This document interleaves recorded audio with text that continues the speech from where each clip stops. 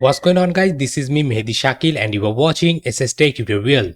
So guys, in this video I'm going to show you that how you can install Homebrew in your macOS.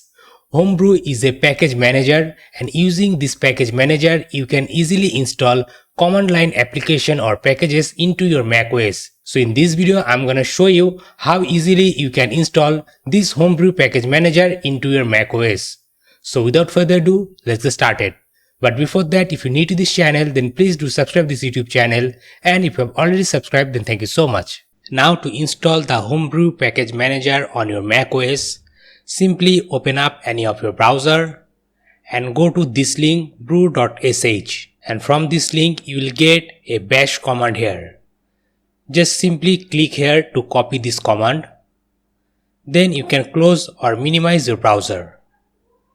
Then open up your macOS terminal. Then just normally paste that command here and hit enter. Then give your macOS password. Then press enter. Then press enter again. Now this command going to automatically install the Homebrew package manager into your macOS.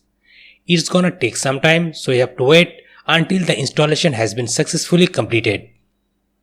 So sit back and relax. So guys, here you can see Homebrew has been successfully installed to our macOS.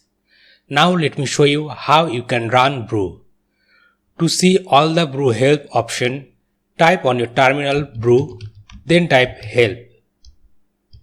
Then press enter. And you will see all the option what you can use using this brew package manager. Let's install wget or git using the brew tool. So here you need to type brew install, then the package name.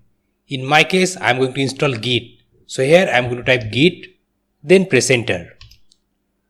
Now this command going to automatically install git tool in our macOS using this brew package manager. It's gonna take some time, so you have to wait until downloading and installation has been completed. Okay, so guys, git has been successfully installed.